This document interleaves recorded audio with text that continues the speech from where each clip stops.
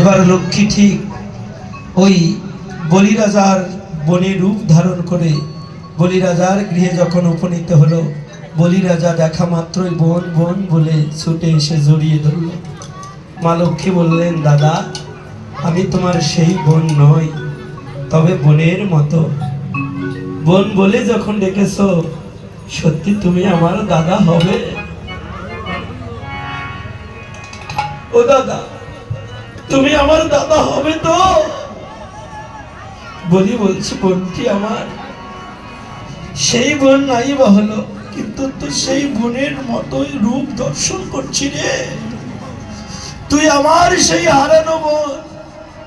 বলেছে, ঠিক আছে দাদা, আজ থেকে তুমি আমার দাদা।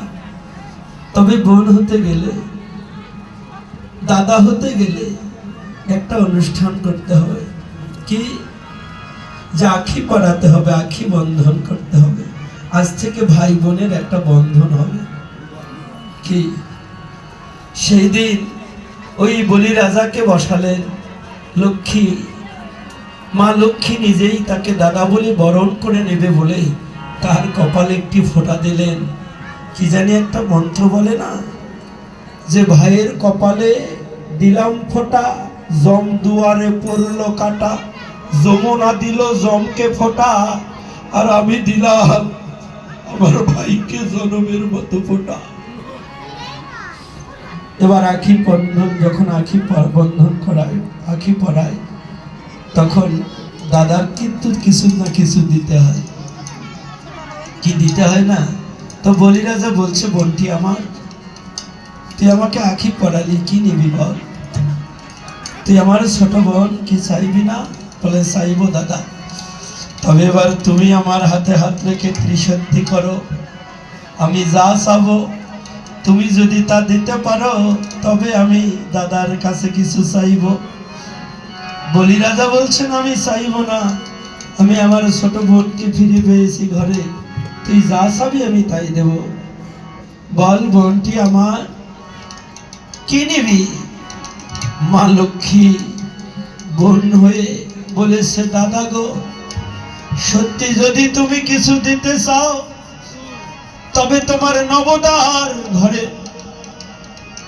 যে দরজার একজন দাঁড়ি হয়ে আছে, ও দাদা, ওই দাড়িকে নিয়ে এসে আমার হাতে তুলে দাও।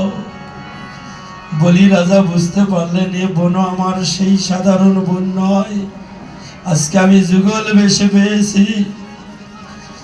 বলেছে, ঠিক আছে, সেই দাড়িকে আমি তোমার হাতে তুলে দেব, কিন্তু বোন আমার, তোমাদের যুগলের নিকটে আমার একটি মাত্র মিনতি।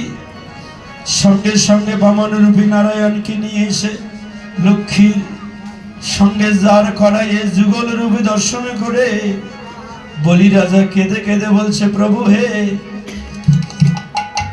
তোমার কাছে কিছু চাই না, তবে একটি মাত্র তোমাদের যুগল চরণে মিনতি।